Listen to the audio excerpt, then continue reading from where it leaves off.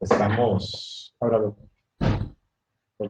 estamos como todos los lunes a partir de las 3 de la tarde desde las instalaciones del Centro Internacional de Política Económica de la Universidad Nacional en el campus Benjamín Núñez. Eh, Hoy no está el compañero Leiner Vargas, sin embargo siempre nos acompaña Marian en el Facebook Live y nos acompaña Eric desde los controles. Hoy también tenemos la fortuna de contar con el doctor Jorge Salas, académico de la Universidad Nacional, de la Escuela de Ciencias del Movimiento Humano y Calidad de Vida, quien nos va a venir a hablar, a conversar, con quienes vamos a conversar sobre un tema de altísima relevancia, altísima trascendencia para estos días, como es el de la neuroeducación y la mediación pedagógica del futuro. Recordarles que nos pueden acompañar por la vía de radiosurquí.com, que pueden escuchar las grabaciones de nuestros programas en la audioteca de Radio Surquí, www.radiosurquí.com/inclinada reflexiones, y también nos puede seguir por el Facebook Live de Reflexiones CR, así como por el Twitter. Agradecerles a todos los que nos escuchan y nos favorecen con su audiencia. Bienvenido, Jorge, a esta tu casa, Reflexiones Radio. Gracias por aceptar la invitación y pues, ¿qué más que tener a alguien de la casa orgullosamente de la Universidad Nacional hablando sobre un tema de la trascendencia que tiene en la actualidad y en un futuro muy inmediato esto de la neuroeducación? ¿Qué tal, Jorge? Bueno, muy buenas tardes, escuchas. Encantado de estar por acá, de hablar de un tema, como bien lo decías, de suma importancia, que ha empezado a tener una connotación muy importante y muy trascendental, porque seguimos dando clases de los años 80, de los años 90, con cerebros del 2000, 2010, y realmente ahí hemos empezado a encontrar lagunas, casi que mares de problemas con respecto al tema de atención, con respecto a lo que es memoria ejecutiva, que ahora lo vamos a ver más adelante, y del por qué nos cuesta a algunos académicos y académicas entender del por qué al estudiante le cuesta mucho poder guardar la información que se da en los salones de clase, ¿verdad? Entonces, muy contento de poder hablar de esta temática, de que tengo casi 2 años, ¿verdad?, detrás de artículos, de investigaciones en esta área. Bueno, pero como siempre en Reflexiones Radio nos interesa conocer primero a la persona, nos interesa saber quién es Jorge Salas, más allá de un académico que pronto nos va a contar que tiene maestría y que tiene doctorado y que tiene una serie de recorrido académico. Nos interesa conocer a la persona de Jorge. Y entonces, bueno, Jorge es bien alto y mide casi 2 metros. ¿Cuánto medís? 1,92 m. 1,92 m. Bueno, ¿naciste grande o fue que después te hiciste alto? ¿Cómo fue? Cuando naciste no fue que tu mamá tuvo problemas. ¿Cómo fue la cosa? No. Bueno, yo vengo de una zona marginal, como de los barrios del sur, aquí en Barrio Cuba. Ahí crecí y bastante. Creciste bastante, sí. No tuve la oportunidad de conocerlo, pero por ahí se cuenta que mi abuelo medía 1,97 m, entonces materno. Entonces, por ahí viene el gen de la altura. Me crié en los barrios del sur. Siempre me encantó el tema de andar jugando, andar merengueando. ¿Cómo era Barrio Cuba por aquellos años? Mira, era la problemática que más se generaba era el tema de oler cemento, ¿verdad? No existía el tema todavía del crack, muy poco lo de la marihuana, pero más que todo el tema en aquel momento de ver chicos oliendo cemento. Y como en aquellos años de barriada, ¿verdad? La formación de uno era estar mediando cualquier tipo de disciplina deportiva, ¿verdad? Donde era un objeto, a veces el que fuera un cartón se agarraba para patear. Y obviamente, como el fútbol es el principal deporte en Costa Rica, pues era lo que más hacíamos. Pero andábamos, había mucho lote, entonces nos andábamos subiendo en árboles, jugando el tema de policías y ladrones, y todo ese tipo de juegos que antes se podía hacer con mucha libertad y que hoy en día pues es muy difícil, ¿verdad? El tema de, primero que no hay espacios y segundo tanto el tema de la seguridad, de la gente que anda viendo a ver qué niño queda ahí medio mal puesto para llevarse, todo el tema este que hoy amarra Costa Rica. Entonces andábamos mucho por ese lado y de ahí eh, al entrar al colegio estuve en el Liceo Costa Rica, estuve en la Escuela República de Nicaragua, después pasé al Liceo Costa Rica. En el Liceo Costa Rica empecé a participar en cuanto a selección hacían balonmano, baloncesto, fútbol. Como dicen por allá, eras un polideportivo. Correcto, correcto. Y entonces, pues evidentemente en el liceo en aquel momento lo más fuerte era el baloncesto. Y obviamente por mi tamaño, pues como que calzaba bien, ¿verdad? Pero mi sueño siempre fue jugar fútbol. Entonces, jugué baloncesto en el Liceo Costa Rica. Después jugué fútbol en Barrio México, en segunda división. Y en ese momento hice las vueltas para hacer las pruebas en la carrera de educación física, por supuesto, porque era algo que me volvía loco, me gustaba. Y llegué a la Universidad Nacional por ahí. Entré a generales, hice las pruebas de admisión, entré y ahí pues mi madre me puso a escoger o seguía jugando fútbol o estudiaba. Pues aquí estoy. Bueno, yo creo que, y vamos a ver, y cuando tu mamá te puso en la encrucijada, ¿vos qué pensaste? Julio, no tuviste ganas así como de, vamos a ver, como de hacer un berrinche de que ¿por qué me pones en esto? Bueno, es interesante porque es pelear contra un sueño contra la realidad. Y era jugar el todo por el todo. Había mucha gente que conocí, jugó en primera división, que tomó la decisión de jugar, ¿verdad? Yo en alguna parte de mi cerebro empezaba el tema del razonamiento y entonces el tema de la presión social de decir de que a través de las carreras universitarias donde usted se puede forjar un futuro, no me quise jugar el chance, ¿verdad? Eh, y es interesante porque yo hago la carrera de educación física aquí en la Nacional. Cuando yo termino, ingreso a la maestría y estando en Heredia, me topo a Johnny Chávez, entrenador hoy en día de Santos, que lo tuve como entrenador en un equipo juvenil, y me lo topo en Heredia. Empezamos a conversar. En ese momento era asistente de Guillermo Guardia en Pérez Celedón. Me invita a hacer la pretemporada Pérez Celedón, me vuelve a picar el gusanito del deporte, del fútbol, y entonces decido irme.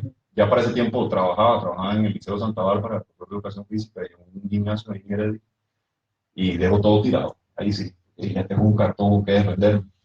Me voy para Pérez Celedón, hago la prueba, me va bien, pero me doy cuenta de que el salario que en ese momento me ofrece, que ganaba 3 veces más en el Ministerio de Educación. Entonces, y justo estaba en un periodo de vacaciones de la maestría, entonces decido mejor no arriesgarme. Y prácticamente ahí dije, de ahora en adelante el fútbol solo de forma recreativa, ¿verdad? Ya no como una cuestión profesional. En ese momento tenía 22 años, todavía digamos que podía hacer algo. Pero decidí volver a matricular el siguiente trimestre de la maestría y ahí seguí. ¿Y cómo era el núcleo familiar inmediato tuyo? Digamos, tu mamá, hermanos, ¿cómo era tu ciclo? Bueno, mis padres estuvieron juntos hasta la edad mía de 14 años. Se separaron, se divorciaron, y básicamente nosotros continuamos. Tengo un hermano mayor, hoy en día está en Alemania, vive allá, tiene 20 años en Alemania. Mi hermano, Seth, eh, este, ya con familia, estudió en la Universidad Nacional, sacó la carrera de planificación social, licenciada, y yo el Comich, el más pequeño en edad, pero no en tamaño. Ahora, eh, viniendo de una zona marginal, eh, digamos en aquellos momentos, esos barrios del sur, Sagrada Familia, Patillos, Cristo Rey, Barrio Cuba, todos muy cercanos, aunque todavía cuando esos no estaban tan conurbados como ahora. Eh, Vamos a ver, ¿cuáles eran las reales posibilidades de que un muchacho que entrara a primer grado saliera de sexto, que saliera de sexto y culminara el bachillerato y que fuera a la universidad? Porque, digamos, hoy día ya es difícil. ¿Cómo era hace 20 años, 25 años? ¿Cómo fue eso? Bueno, muy complicado. Bueno, porque el tema el ambiente social tiene un aspecto muy influyente. Y eso ahora lo vamos a ver más adelante, incluso para efectos de aprendizaje del cerebro, tiene una connotación de mucho peso. Eh, pues vamos a ver, voy a verlo desde dos puntos de vista, desde el punto de vista natural y desde el punto de vista espiritual. Espiritual desde el punto de vista de mi madre siempre fue una persona muy metida en las cosas de Dios. Fue una oración constante para tratar de que nosotros no cayéramos en el mundo que en ese momento nos rodeaba, ¿verdad? Tuve la bendición, Dios me encaminara a buscar personas con cierto nivel de pensamiento parecido al mío, querían jugar en primera división, eh, querían ser deportistas, algunos querían estudiar, entonces ese era mi núcleo de amigos, ¿verdad? A pesar de que teníamos conocidos, que hoy en día algunos ya están muertos, porque mataron en una balacera, algunos están en la Reforma, porque se volvieron tachadores de carro, ¿verdad? Otros están en San Sebastián. Entonces, ese grupo pequeñito de nosotros, que éramos alrededor de 5 personas, hoy en día son profesionales, uno es abogado, otro es gerente del Banco Popular, en el caso mío, profesor universitario, hay uno que trabaja en la bolsa y hay otro compañero que trabaja en la Contraloría. Entonces, ese era el grupito de nosotros que nos movíamos ahí por el barrio. Cuando yo entro al Liceo de Costa Rica, yo me salgo totalmente, digamos, de toda esa parte de los barrios del sur. Llevo a lo que es el área ya de Plaza Viles, ¿verdad? Ahí viene gente, en el Liceo de Costa Rica viene gente de San Francisco, de San Parados, y ahí me rodeo de un grupo de compañeros en donde pues familias debidamente estructuradas Una con el problemática afán social diferente, total, con el afán de que sus hijos sobresalieran y crecieran profesionalmente y entonces ellos de alguna u otra forma me fueron arrastrando de una manera positiva y de ahí fue que yo logré no caer en los caminos oscuros, digamos, de la drogadicción y de la delincuencia. ¿Y el rol de tu mamá en todo esto? Muy importante. Mi madre prácticamente eh, digamos que fue el sostén para el tema del estudio, ¿verdad? A pesar de que mi padre daba una pensión, pero no era mucho. Mi padre era chofer de la Municipalidad de San José, eso era poco, lo que realmente recibía de parte de él. Y yo también tenía ese pequeño grupito de amigos que teníamos en Barrio Cuba, había una imprenta, entonces contrataba a chiquillos para hacer bultos de papel. Y por cada bulto nos pagaban, creo que eran 100 pesos. Entonces, uno en una tarde se podía jalar 2.000 bultos y 2.000 de 2.000. Hace 25 años era como ganarse de ahorita unos 10, 12.000 colones, ¿verdad? Entonces, yo como que agarraba esa platilla y ganaba un poco en la casa y me ayudaba un poco. Después, cuando entró aquí a la universidad, eh, yo antes de entrar, o cuando estoy entrando el primer año, me meto a un gimnasio en la Lumar, en la compañía Lumar, y resulta que el instructor que estaba ahí era el profesor de educación física que estaba de acá. Yo le cuento y pues, entonces empezamos a establecer un lazo ahí de cuántos profesores que a él le dieron, que le estaban dando a mí. Me pide que si por favor le puedo ayudar y entonces él me paga un salario ahí que con ese me servía para pagar las famosísimas copias y todo aquello, ¿verdad? Que uno hacía para tratar de salir académicamente. Y entonces, entre el apoyo de mi madre y lo que yo podía lograr, ahí poco a poco fui saliendo. Bueno, pues yo creo que antes de ir a la canción, nada más un minuto. Veo un anillo de casado y tenés en tu WhatsApp una hermosísima foto con un preciosísimo bebé. ¿Cómo es tu familia, la más íntima ahora? Sí, bueno, mi esposa, como nos pasa a la mayoría de académicos de la universidad, fue estudiante mía de maestría. Ajá. Ahí la conocí. Tenemos justo este viernes, 24 de noviembre, cumplimos 5 años de casados. Muchas gracias. Y esa bebé que hablas, no, es un milagro. Nosotros, cuando nos casamos, a los 3, 4 meses, perdimos familia. Desgraciadamente mi esposa perdió, no se le formó en la parte cardíaca y tuvimos 4 años, largos 4 años de visitar especialistas hasta que rápidamente pues cuando lograron encontrar que aparentemente mi esposa tenía una endometriosis y entonces había que pasar a cirugía para poder quedar embarazada. Nos metimos a un programa de la Caribe y cuando estábamos haciendo todas las evaluaciones y justo para que le dieran la cita, quedó embarazada. Y nació Daniela, que es la que aparece ahí. Bueno, en la foto que aparece ahí en el WhatsApp de Jorge es una belleza de criatura y felicidades por ella. Entonces, después de, yo creo que aquí hay varios milagros, si se puede llamar así, o varias cosas muy, muy importantes, y es que estamos en presencia de un distinguido académico de la Escuela de Ciencias del Movimiento Humano y Calidad de Vida de la Universidad Nacional, que logró superar una condición inicial de venir de un ambiente, digamos, complicado socialmente, lograr sobresalir y estar donde está hoy. Y también cerramos con la hermosa noticia de que tiene un milagro en su casa, gracias a Dios, y esperamos que se repita otro, si eso es lo que quieren, que veo que sos chiquillero. ¿Ah? Sí. Sí. Bueno, entonces vamos a ir a nuestra primera canción, que la habíamos retrasado un poco. Hoy vamos a tener invitado a Joaquín Sabina y en el primero vamos a tener El Boulevard. Por el Boulevard de los Sueños Rotos, canción dedicada a Chabela Vargas.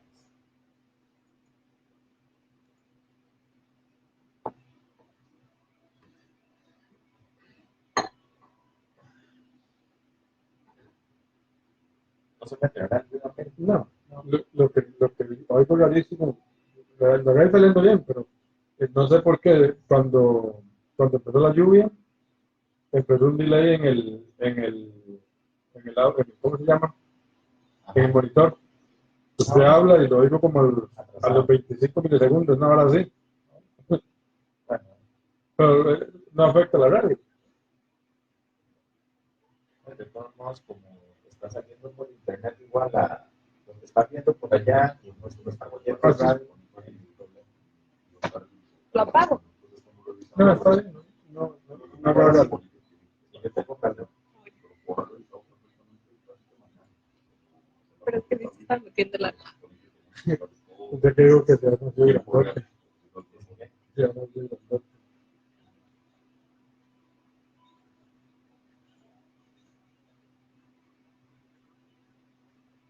Pues sí.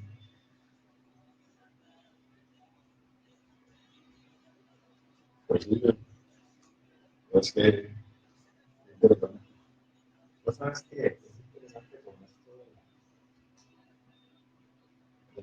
las parejas que tienen problemas para conseguir bebés, para llevar la gestación hasta el final.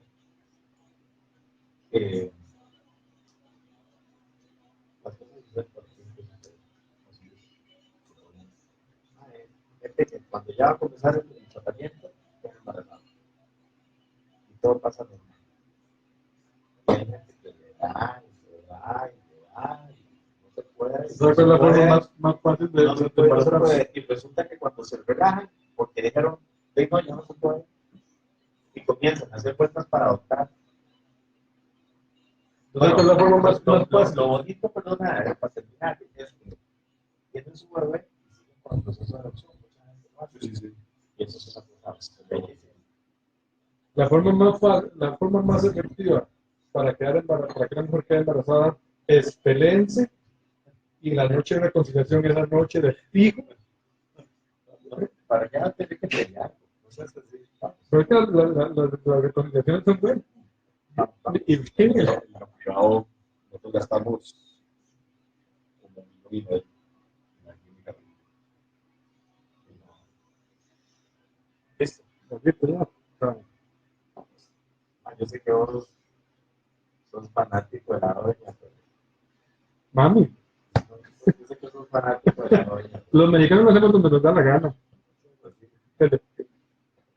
Continuamos con su programa Reflexiones Radio, acá del Centro Internacional de Política Económica de la Universidad Nacional.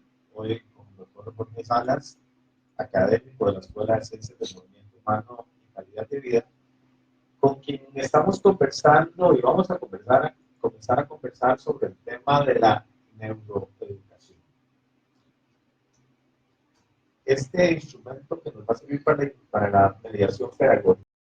Yo quisiera que comenzáramos explicando qué es esto de la mediación pedagógica, porque, digamos, hoy día tenemos el plan de mediación pedagógica y el paradigma de la mediación pedagógica, y se habla mucho de la mediación pedagógica, y entonces cualquiera diría, bueno, ¿cuál es la diferencia? Digamos, ¿es que un maestro o un profesor no es un mediador? ¿O cuál es cómo es ese rollo de la mediación pedagógica? ¿Cómo lo entendemos? Ok, muy bien. Mira, el tema de he hecho que lo tocas, porque de repente salen conceptos muchas veces que la gente lo interpreta muy a su forma, ¿verdad? A pesar de que no hay verdades absolutas, pues es muy fácil interpretarlo a la forma que a mí me parece. Y hay un concepto mal manejado, a mí me parece, desde el punto de vista de la universidad, lo que es la libre cátedra. Eso se presta para cualquier cosa, hacer cualquier cosa barbaridad que se me ocurra. Y hay que tener un poco de cuidado. El tema de mediación pedagógica viene, desde la forma que yo lo presento, viene basado en mis estudios doctorales. Yo hice mi doctorado en educación en la UNED y mi investigación fue utilizando el constructivismo, una forma de mediación pedagógica en pacientes con enfermedad cardiovascular. El tema este que hablamos sobre la parte de la mediación es básicamente el constructivismo. Lo que habla es que la persona construye su conocimiento a partir de ideas, mitos, realidades, creencias que tiene y de sus propias vivencias, y con el nuevo conocimiento hace una amalgama perfecta para construir su propio conocimiento. Y eso está más que clarísimo, y yo lo veo cada momento en las aulas universitarias. Cada estudiante, a partir de su realidad, entiende y comprende lo que uno le está enseñando, o tiene más facilidad para comprender si uno logra dar en ese punto. Entonces, uno básicamente lo que hace es mediar, en tratar de que desde el conocimiento nuevo, con las creencias, vivencias que tiene el estudiante, mediar para que ese conocimiento nuevo, con eso que trae el estudiante, haga un clic perfecto, ¿verdad? Entonces es mediar, no es dar, porque dar es una forma de instruir, y la idea es tratar de que mediar para que sea el estudiante el que vaya enfilado a construir su conocimiento, pero sin salirse de ciertos lineamientos, que también es importante, porque cualquiera puede construir lo que se le ocurra, ¿verdad? Una cosita, el otro día que estaba en una reunión en la universidad, estábamos hablando sobre el plan de comunicación de la universidad, alguien hablaba sobre cómo transmitir el conocimiento, y entonces una persona que estaba ahí del programa de educación rural, decía que en realidad el conocimiento no se transmite, que lo que transmite es información, y que la persona construye el conocimiento a partir de esa información que recibe de todo lado. Entonces, en realidad, nosotros, la mediación pedagógica tiene que ver con esa forma en que mediamos para que la transmisión de la información, o para que la información que le llega a las personas de distintas fuentes junto con su corpus de valores, de recuerdos, su moral, su ética, construya un conocimiento, así es. Correcto. Te voy a poner un ejemplo muy claro y justo ahora que estamos cerca de las elecciones electorales. Alguien puede decir que es muy dado en Costa Rica. Bueno, yo voy a votar por Liberación Nacional porque la familia, todo el mundo es verde, ¿verdad? Y entonces uno como mediador dice, bueno, eso es importante, puede ser una tradición, Ajá. pero ¿considera usted realmente que el candidato que está representando ese partido que su familia tanto votó es el idóneo de acuerdo a las ideas y propuestas que está dando en procura de un futuro suyo mejor? Eso es mediar, pero no decirle, no, usted no tiene que votar por esto, o vea que eso es tratar de imponer, de instruir. Uno nada más da mediación y que sea la persona que al final dice, bueno, no, sí, todo lo que usted me ha dicho, profesor, me parece bastante importante, pero yo voy a votar porque todos son verdes en la casa. Bueno, he construido un conocimiento. Pero digamos, cuando estamos hablando, por ejemplo, estamos en un proceso que es a lo que quiero llegar dentro de un ratito, digamos, yo soy profesor de Mariano, por decir algo. Entonces a mí me interesa que haya una cierta cantidad de conceptos, de competencias, qué sé yo, que se cumplen los objetivos de un curso. Entonces resulta que yo voy a medir cuánto conocimiento o cuánta información captó Mariano a partir de lo que yo le enseñé. ¿Verdad? Bueno, yo podría decir de lo que aprendimos juntos, pero digamos de lo que yo usualmente nosotros estamos en la cátedra y entonces nosotros decimos para que los otros aprendan. Y entonces, desde esa perspectiva, si digamos que está esa libertad, lo que me está quedando es como que hay una libertad de que yo medio para que las informaciones de alguna manera sean bien dirigidas y al final el muchacho tenga un conocimiento X. Pero digamos, si su conocimiento no es el que yo necesito que tenga para que apruebe un curso, ¿cómo hacemos para evaluarlo, por ejemplo? Ok, porque ahí ya te entendí, porque ahí si vamos al tema de evaluación, lo que estarías midiendo es la capacidad de memoria. Lo que nos interesa, realmente nos debería interesar como académicos en la universidad, es el tema de cómo maneja esa información, cómo la comprende y cómo la lleve a la aplicación. ¿Me explico? Entonces, muchas veces, eso es uno de los grandes problemas, y ahora lo vamos a ver con este tema tan interesante de la parte de neuroeducación, de cómo tratar de generar procesos en los cuales yo trate de mediar para que el estudiante. Te voy a poner un ejemplo. A mí me gusta mucho como académico basarme en ejemplos. Ajá. Usted le dice al estudiante, el estudiante dice, los especialistas en neuroeducación dicen, ahora la información la tenemos a la mano, o en el bolsillo, depende de donde usted ande el teléfono. Ahí está la información. Pero el estudiante con bajo nivel de comprensión probablemente se va a meter al rincón del vago.com a buscar información. Ajá. Entonces, ¿quién le garantiza que eso es científico? ¿Quién le garantiza que el artículo que está ahí realmente fue aplicado bajo una investigación debidamente controlada, etcétera, etcétera? Ahí es donde yo genero el proceso de mediación.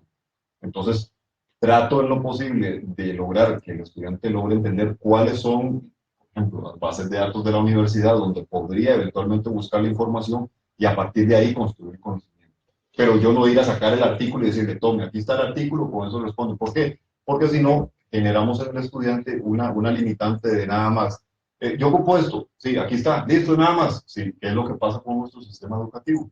El sistema educativo nos dice, un libro, vamos a usar la guía de estudios sociales. El examen entra a la página 78 a la 89 y listo. ¿Y qué? ¿No hay que pensar más nada? No, solo lo que está ahí, nada más, y ahí viene el examen. Entonces, claro, el profesor dice, bueno, de aquí hay, mido los contenidos, le fue bien, esa parte de la 78 a la 89 se la aprendió perfecto, lo maneja bien, sí, sí, que tenga capacidad de crítica y análisis, muy difícil. Y ahí es donde viene el proceso de mediación. Sí, es que, digamos, lo que a veces cuesta es de que uno tiene que cumplir con ponerle una calificación al muchacho y uno tiene que saber qué es lo mínimo necesario, digamos, que maneja, pero desde mi perspectiva, digamos, cuánto maneja, cuántos conceptos domina, cuántas competencias tiene. Entonces, al final, sea como sea, de este proceso de mediación hay una cuestión final que es la evaluación. Y entonces, cuando viene la parte de evaluación, la cosa se comienza a complicar porque entonces creo yo, al menos eso es desde mi sesgo personal, digamos, uno se manda hacia atrás en sentido retrógrado. Uno dice, bueno, pero es que si yo tengo que evaluar, ¿cómo hago para enseñar lo que tengo? O sea, ¿cómo hago para evaluar lo que tengo que enseñar o cómo hago para enseñar lo que tengo que evaluar para justificar una nota objetiva? ¿Verdad? Y entonces es aquí donde yo creo que el tema que nos estás proponiendo ahora, de alguna manera, también tiene que ver con todo eso, porque yo creo que los primeros que tenemos que neuroaprender somos los académicos, principalmente los que ya estamos un poquillo hinchados en años, ¿cierto? Bueno, Correcto. ok, entonces entremos ya al tema del neuroaprendizaje. ¿Qué es eso? Bueno, mira, el tema viene precedido por lo que en algún momento se llamó la neurociencia, que es aplicada a todos los procesos a nivel interno cerebral que hacen que de alguna u otra el funcionamiento de nuestras capacidades lleguen a ser idóneas, óptimas. Entonces, empieza a hacerse estudios desde diferentes puntos, desde lo médico, desde lo social, desde la psicología y por supuesto desde la pedagogía, y empiezan a darse cuenta que hay un montón de situaciones, acabas de comentar, o mitos que durante muchos años fueron arrastrándose de generación a generación de quienes estamos por la docencia, y que de alguna u otra forma han llegado a comprobar que no han sido lo más claro. O sea, la gente que ha tenido éxito es porque no ha sido propiamente por una forma de ser de docente, de impartir clases, sino básicamente por un sinnúmero de factores generados desde su concepción hasta el tema de ser profesional, que han influido de alguna u otra forma para tener éxito acá, ¿verdad? Entonces, vienen a hacerse estudios y a darse cuenta que hay diferentes formas, desde el punto de vista del desarrollo de la mediación pedagógica, que podrían ser más interesantes para el estudiante.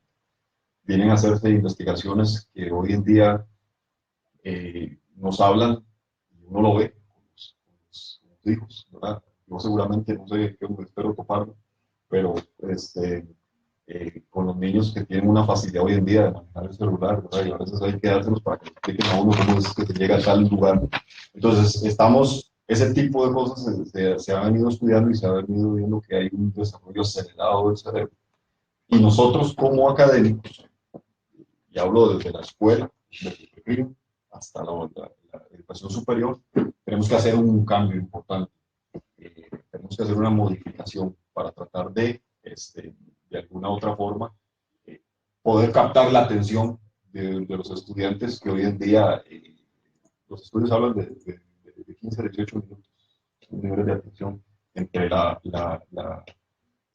intromisión y la introspección. Ahora te voy a explicar qué es eso. Ajá, Y entonces esa parte, cuando el estudiante hace esa intromisión, ahí es cuando pareciera que no se están poniendo atención, pero están en el planeta de Homero y los chocolates, ¿verdad? Están en otra cosa totalmente. Y a pesar de que uno les habla y ve que mueven su cabeza y todo, pero sinceramente su cerebro no está captando lo que uno les está. Entonces, vamos a ver. El otro día, por la vía del WhatsApp, conversábamos un poquito y yo decía, bueno, espero que después de la conversación de hoy yo pueda tener un mejor acercamiento con los muchachos que a veces yo los quiero asesinar, porque siento que no me ponen atención, que no les importa lo que yo les digo. Y yo converso con mis colegas de la carrera de medicina veterinaria y entonces uno dice, es que yo no sé qué a este muchacho le hablamos de vacas y no le interesa, le hablo de chancho y no le interesa, le hablo de perro y no le interesa, le hablo de hipopótamos y parece que no les interesa. Dice, ¿será que quieren estudiar veterinaria? Pues no. Yo llegué a la conclusión de que quieren ser veterinarios, pero que no quieren estudiar veterinaria. Entonces, digo yo, debe ser que estoy fallando yo en la forma en cómo me les acerco y cómo medio el asunto. Ahora, tampoco me he preocupado mucho por saber cómo tener un proceso de mediación y aquí, valga la cuñita, y como de todos modos me cuesta quedarme calladito, creo que de todos modos, y vos me vas a corregir, los famosos cursos de mediación pedagógica que dan en la Universidad Nacional me parece que tampoco le ayudan a mucho, a veces le ayudan a uno mucho, esa es mi percepción, no sé vos qué decir. Sí, sí.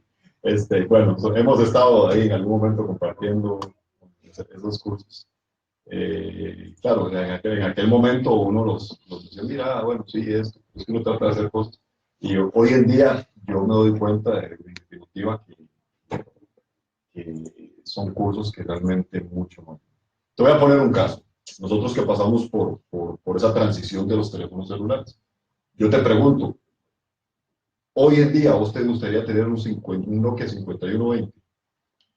En realidad, sí, porque era indestructible, pero y no fallaba en ningún lado.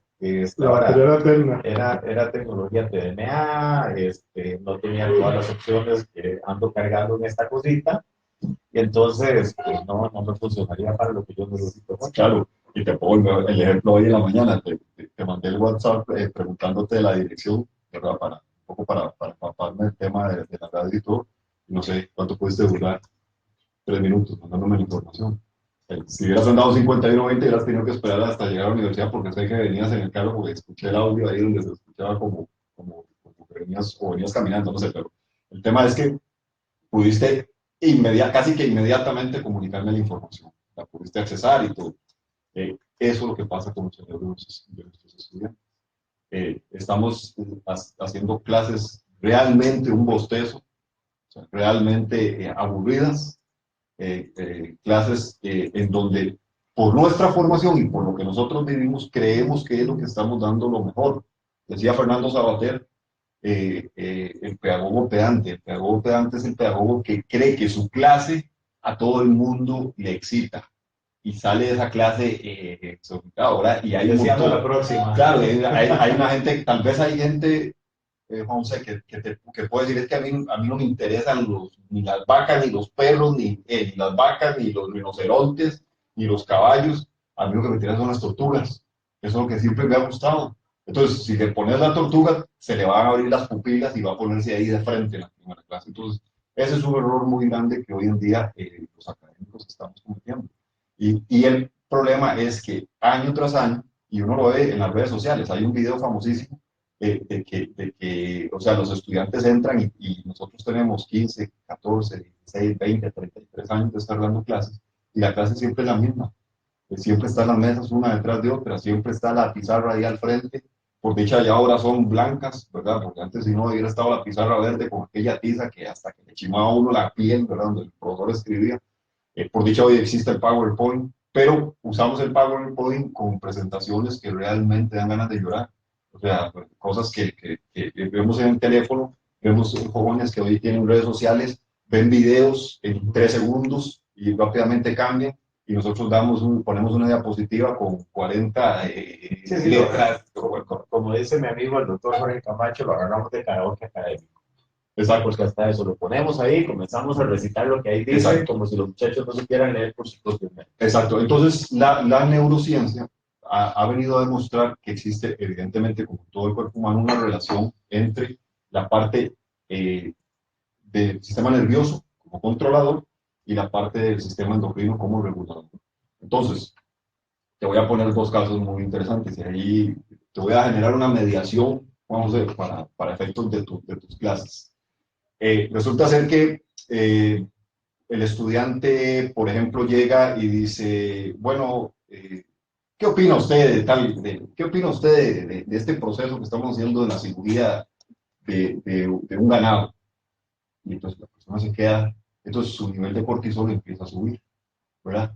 Y entonces decía El cortisol sube por estrés. El cortisol sube por estrés, sí. Gracias por la aclaración. Sube por estrés. Entonces, algunas veces es bueno, por supuesto que nos ayuda y nos defiende. pero en otras ocasiones pues, es perjudicial. Y en la parte de aprendizaje es muy perjudicial. Entonces, decía un neurocientífico, el estudiante normalmente cuando se le pregunta se queda, y ese es interesante, pero llama la atención del que está preguntando, ¿verdad? Porque en cualquier momento me responde, si se quedara callado, dijera, entonces el profesor inmediatamente quita la mirada y busca otro. Pero entonces se queda en ese, y no me acuerdo, sigue subiendo los niveles de cortisol y finalmente no va a llegar a la respuesta. Entonces, obviamente como en Costa Rica todo es choteo, va a quedar como el que no le pudo contestar, todo el mundo lo vacila en el recreo, etcétera, etcétera, y empieza a haber una especie de aberración hacia el profesor. La profesora me agarra aquí, el profesor me pregunta, entonces cuando ya llego, yo llego indispuesto, pues siempre llego con niveles de cortisol altos. Entonces ahí nunca vas a lograr procesos de atención del estudiante. Cosa de diferente, que si, bueno, no respondiste. Una de las claves que hablan los especialistas en neuroeducación es ese contacto visual con el estudiante. A ver, Rodolfo, háblame un poco de la cirugía de ganado. Y, profe, ¿recordás o no recordás? ¿Lo tenés claro? Te doy unos 5 minutos, si no, tranquilo. Profe, yo recuerdo que usted había dicho algo, perfecto, por ahí. Y entonces elevas los niveles de dopamina, bajas cortisol y segregas dopamina. El estudiante dice, bueno, no le contesté al profe, pero el profe me metió el hombro, ahí me ayudó, entonces la próxima voy a tratar de contestarle. Entonces concentrar esos niveles de atención que hacen que se dé una fluidez más grande entre la conexión de neuronas que se llama sinapsis. Y ese fortalecimiento de esa conexión mejora los procesos de aprendizaje, ¿verdad? Entonces, eso es muy importante de tenerlo en cuenta. El hecho de tratar de tener esa empatía con el estudiante.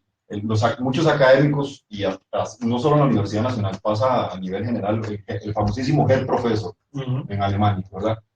No me diga nada, usted no sabe nada, usted es ignorante, cállese y cierre la boca y siente, ¿verdad?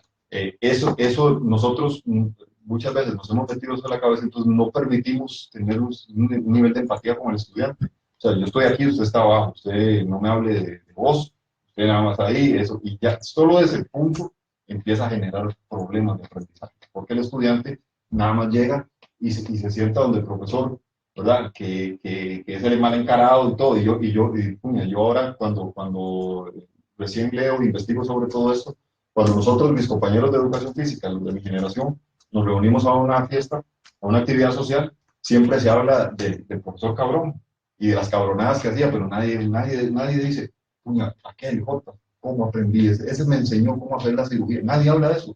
Todo el mundo se acuerda del profesor cabrón, el que refugiaba, el que mandaba a todo el mundo para el carajo, etcétera, etcétera.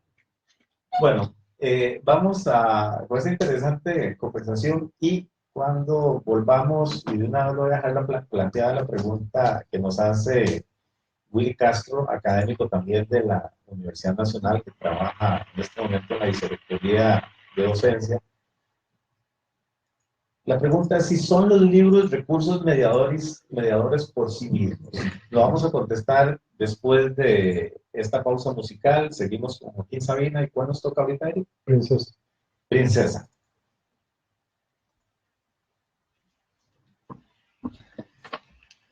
Sí, Que se veía lo que yo estaba escuchando, se veía o estaba viendo por aquí o de aquí. No sé por dónde salía, pero sí caía por aquí, entonces sí me ataba. Más loco. Ya varias veces pasa. Ajá. ¿Sí? ¿Verdad que sí? ¿Sabe qué es lo que pasa? Como yo trabajé en call center, yo he perdido mucho oído.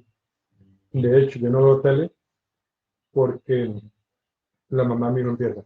¿Qué va a ese tele? No voy con él. Entonces me encabrona y dice, ya está en la casa, no veo tele. Ya. Sí, Por el tanto tiempo en los audífonos. Entonces yo los tengo a todo volumen y para mí está normal. mira, aquí entramos, bueno, entre nosotros cuatro. Es que, bueno, yo no tengo Facebook, yo no uso Facebook. Pues, en su momento se propugnaba utilizar el Facebook como mediador, como instrumento de mediación.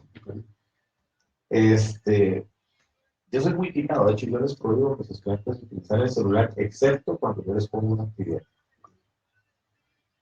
Así como digamos, alguien hace una pregunta y yo no la tengo clara y digo, busquen un momento la respuesta. Búsquenla. El primero que la tiene, se gana un punto. Porque si la dejan terminar, no sé si en 3 segundos ya tienen la cosa y profe, que tengo un video y una cosa. Pero yo no les dejo.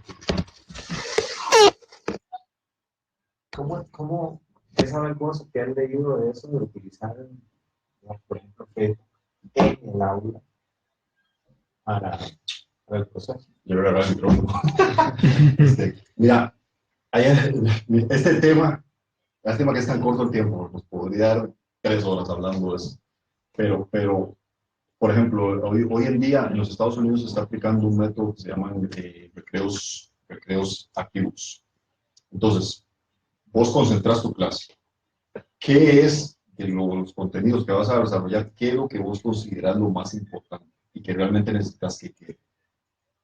Porque mucho de la problemática que tenemos nosotros como profesores es que en el programa de curso te va a tocar anatomía animal. Y entonces, este curso lo dio, no sé, Mauricio. Y entonces te pasan el programa de Mauricio y resulta que Mauricio tiene 12 contenidos, sistemas nerviosos, sistemas endocrinos, y entonces uno trata de cumplir eso el tiempo, ¿verdad? Que lo que quede el estudiante le quedará, pues no sé, pero yo cumplí con los contenidos. Entonces, muchas veces nos enfocamos a eso y tratamos de cubrir, entonces, el tiempo que tenemos clases, con velocidad, tratar de contenido. Hoy vamos a ver sistema muscular y tengo 2 o 3 horas para. Entonces te concentras en eso y cuando te das cuenta, cuando los estudiantes llegan a cuarto, no sé si en la primera será igual que los recientes primero, y entrando nomás, el primer curso, cuando llegan a cuarto año, bueno, ¿cómo se llama este músculo que tiene aquí la vaca? ¿Lo explico? Entonces, lo que se habla de eso, en esos, les decía, esos 15, 18 minutos, esos 18, 15 minutos, ¿qué es lo que te vas a dar? Que necesitas que se quede. Y, ok, gente, listo, si quiere, les doy 10 minutos para que revisen Facebook, si les da la gana, entonces yo agarro el teléfono y se relaja. Y otra vez, ok, listo, podemos el teléfono, vamos otra vez, todo el mundo otra vez.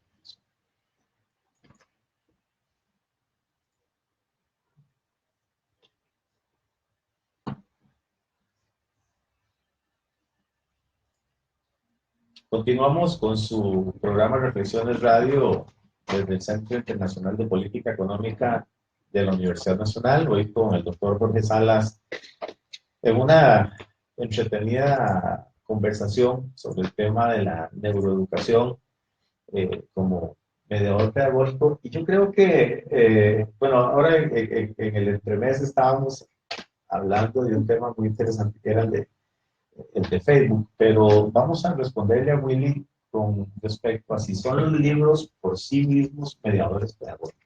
Claro que sí, por supuesto. El detalle es, ¿qué libros? ¿Qué tanto ese libro me sirva a mí como estudiante y capte mi atención? El ejemplo más claro, mi estimado Willy, yo saludo una vez. Por ejemplo, en la época del colegio. Bueno, vamos a leer El árbol enfermo, María, El Quijote, y entonces el estudiante veía aquella Biblia y como desde la escuela no se nos despierta esa emoción, ese amor por la lectura, pues evidentemente cuando uno ve El Quijote y ve aquel armatoste, lo primero que usted le genera es pereza. Y entonces, por supuesto, 2 cosas. Espera que el más verde haga los resúmenes y se los pase, o usted, bueno, ahora usted por internet en Google busca los resúmenes de Quijote y entonces fácilmente usted ya lee ello en poco tiempo. Entonces, por supuesto, son interesantes. Hoy la pertinencia con la que yo puedo hablar sobre este tema es porque yo me propuse, cuando yo salí del doctorado, en una reunión de estas poco formales, hablando con compañeros del doctorado, me decía una compañera que en Suiza tienen, la estadística dice que la gente lee aproximadamente 2 libros por mes. Entonces, me gustó, me captó eso tan fuertemente. Y entonces yo me propuse que cada año yo iba a escoger una temática y me iba a enfocar en leer sobre eso. Y entonces, en una de esas tantas, caí en el tema del cerebro. Y me atrapó, fue un mediador perfecto, me atrapó de una forma tan increíble que aproximadamente puedo llevar alrededor de 25 o 26 libros que hablan sobre el cerebro y libros. Entonces, realmente, si me lo preguntan a mí, sin base científica, es un excelente mediador siempre y cuando el libro capte la atención de la persona que lo está leyendo. Ok, pues esperamos haberle respondido a Willy,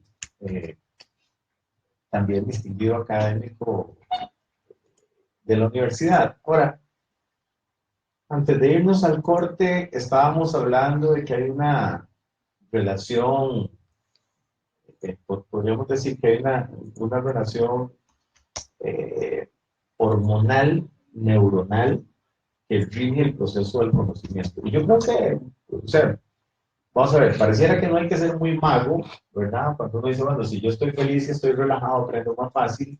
Si estoy estresado, si estoy tenso, aprendo más difícil. Y yo creo que todos los que pasamos por ahí, los que como académicos sentimos el temor en los estudiantes, entendemos que les resulta más difícil aprender. Es un hecho, yo creo que ya nos explicaste el asunto del cortisol y el asunto de la dopamina, el asunto de cómo la sinapsis, de alguna manera, cuando hay una presencia extrema de cortisol, digamos que hay un engarrotamiento, mientras que si hay dopamina, la información, los neurotransmisores fluyen más libremente en la sinapsis. Ahora, en la práctica, ¿cómo aplicamos esto de la neuroeducación? Digamos, para quienes nos están escuchando ahora, en la práctica, ¿cómo lo aplicamos para que nuestros muchachos sufran menos y disfrutan más? Ok, dos cosas. La primera, para tener un parámetro de referencia. Hubo un estudio que hicieron en una persona, le colocaron un brazalete que medía la,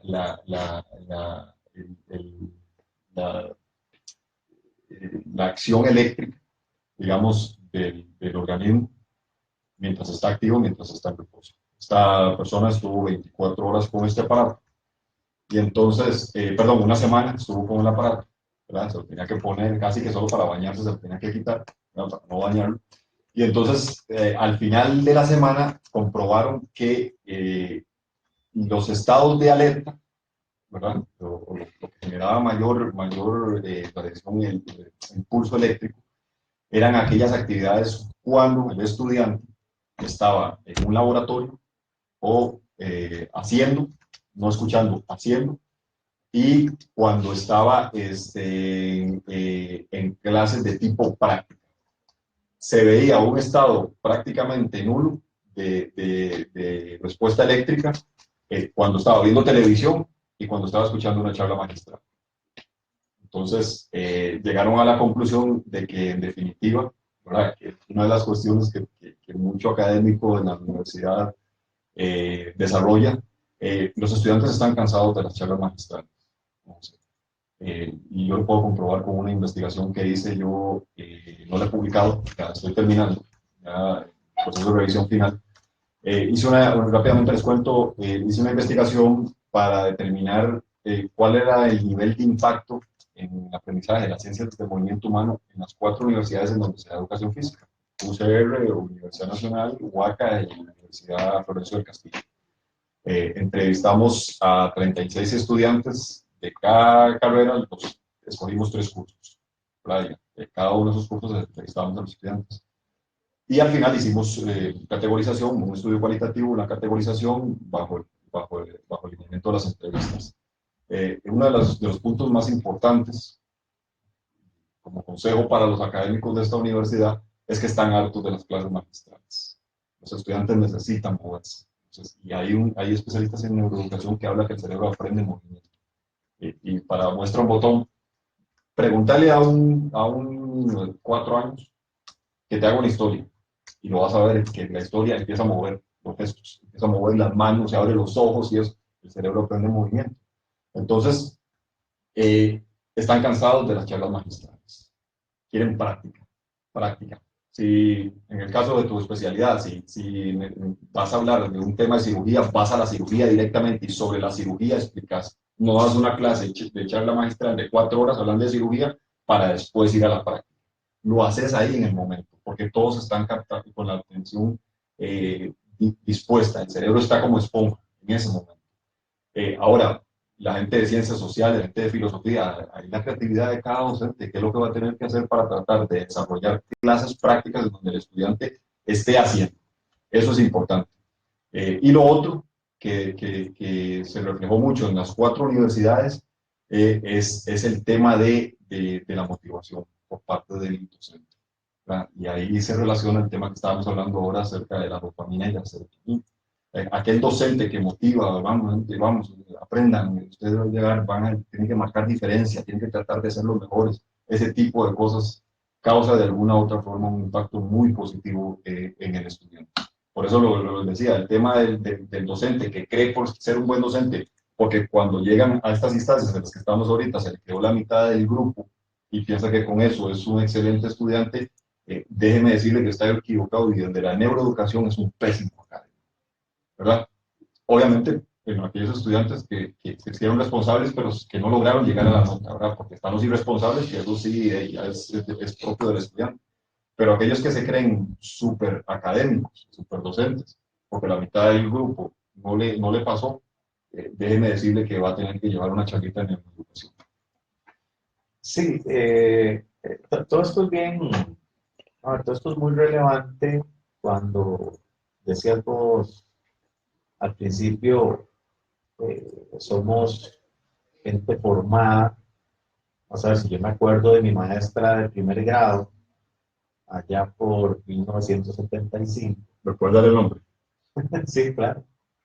Esos nombres no se olvidan. No, pero te puedo decir los nombres de mis compañeros de primer grado, todos. Claro. Allá por 1975, y resulta que, pues porque a uno no le quedaba de otra, pero hacía bullying, hacía todas las cosas que ahora se dicen que no hay que hacer, y uno se creó, pero uno se crió con esa, digamos, con esa forma. Entonces probablemente, y era repetitivo, hasta que tuve una maestra que cambió las cosas en un determinado momento y yo creo que fue como muy para bien, pero ya después, eso fue en tercer grado, pero ya después en cuarto, en quinto y en sexto me repitieron el mismo modelo, llego al colegio, me repiten el mismo modelo, llego a la universidad y me repiten el modelo con 3 o 4 excepciones que marcaron mi vida, precisamente, para bien, ¿verdad? Para bien. Pero a lo que voy es que, vamos a ver, como tenemos un modelo y uno copia, pues muy probablemente lo que somos hoy como docentes es lo que fueron nuestros maestros y entonces nosotros repetimos, digamos, esos modelos. Entonces yo creo que, como dicen en el fútbol, se necesita un revulsivo que venga a cambiar. Yo creo que ese paradigma. Eh, ya desafortunadamente el tiempo se nos está acabando, pero yo quisiera motivarte, porque a vos no te voy a decir que como un experto, porque esto de los expertos es muy relativo, pero digamos que como una persona con muchísimo interés en el tema y con mayor conocimiento en el tema que el promedio, eh, que sigas metiéndole, echándole sal a la herida, cambiando el paradigma, porque definitivamente tenemos que cambiar. Somos gente de los años 70, que estudiamos entre los 70 y los 80 y estamos trabajando con muchachos que tienen, como decís vos, cerebros del 2000, del 2010, que son muy diferentes a nosotros, que nos cuesta, a mí me cuesta terriblemente captar su atención y identificarme muchas veces con sus cosas. Y eso que yo creo que yo me relaciono más o menos bien con ellos, pero a veces me cuesta, digo, a veces los quiero asesinar. Y entonces creo que gente como vos interesada en este tema tiene que hacer, o la invitación es a que se siga por ese proceso del cambio Y yo te invito a que dentro de la universidad, dentro del ámbito tal vez más cercano al tuyo, se trabaje sobre esa línea de cambio, principalmente con los educadores más jóvenes. Ya los que estamos más viejos es un poquito más complicado, pero vamos con los educadores más jóvenes, con la gente que está trabajando con estos muchachos, porque yo creo que es necesario, es definitivamente necesario hacer ese cambio. Sí, de hecho, bueno, uno quisiera tratar de lo posible, por ejemplo, el tema de la universidad con esto, el famoso éxito académico. Han llegado ahí estudiantes. Yo no sé qué tanto impacto provoca, estoy seguro que muy poco, porque me lo han comentado ellos mismos, los estudiantes, pero de hecho incluso a veces solicitan que por favor no les quiten espacios para recibir la clase que están recibiendo por este tipo de actividades y eso ya te dice, es que simplemente es algo más del montón. Con lo del tema de lo que decías a lo interno de la escuela, mira qué interesante, porque yo, pues, obviamente no he dado una charla a mis compañeros, pero sí lo hemos hablado de manera informal. Y hay un 70% de mis compañeros de la unidad que han empezado a llevar las clases afuera. Entonces, por ejemplo, cursos de fisiología del ejercicio, se llevan a los estudiantes a la montaña, se llevan a los estudiantes a la playa para que experimenten, para que sientan, y a partir de ahí desarrollan la clase, ahí mismo.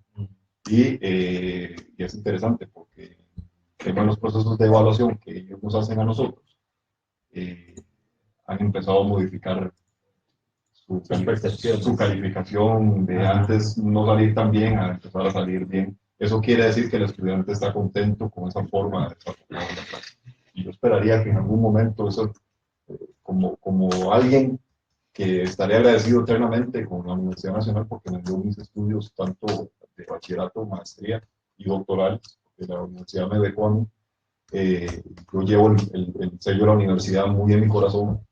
Uno quisiera que esto se cambie en algún momento para tratar de potencializar la Universidad Nacional y no sencillamente quedarse como la universidad humanista, la universidad necesaria, sino que la universidad necesaria, pero que además provoca un impacto en la sociedad. Eso es lo que admiramos todos los que estamos aquí.